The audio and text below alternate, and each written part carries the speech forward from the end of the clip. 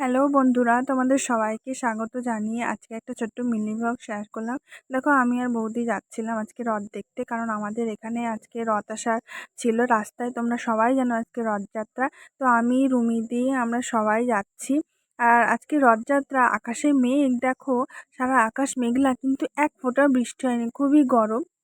দেখো আকাশটা কেমন মেঘলা করে রয়েছে, কিন্তু বৃষ্টি হয়নি। তো আমরা বাড়ির সবাই মিলে এগিয়ে পড়লাম রাস্তার দিকে, কারণ আমাদের এখানে রাস্তায় রথ আসবে, তোমাদেরকেও দেখাবো।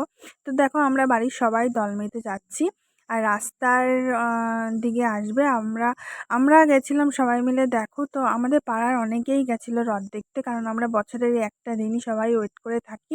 তো রাস্তায় যেতে যেতে দেখবে যে রাস্তায় কত ভিড় রয়েছে, আর এখানে অনেক মানুষের সমাগম হয়।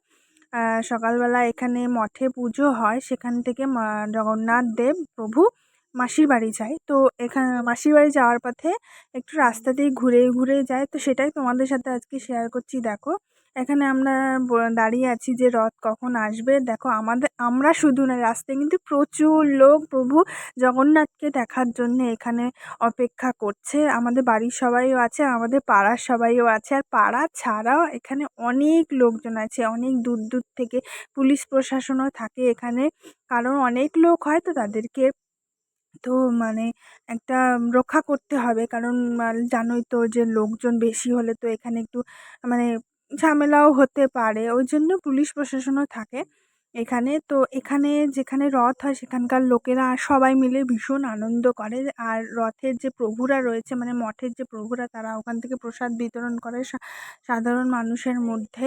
তো ওখানকার অনেক ছেলে পেলে থাকে, হ্যাঁ, যারা আছে খুব মজা করে। তো রথ হচ্ছে, এবার যাচ্ছে মাসির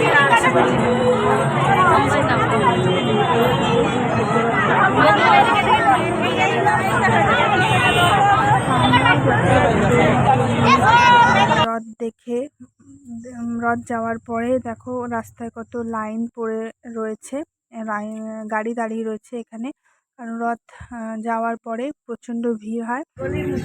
তো আমরা রথ দেখে রথ চলে যাওয়ার পরে নিজেদের বাড়ি চলে আসলাম। টাটা।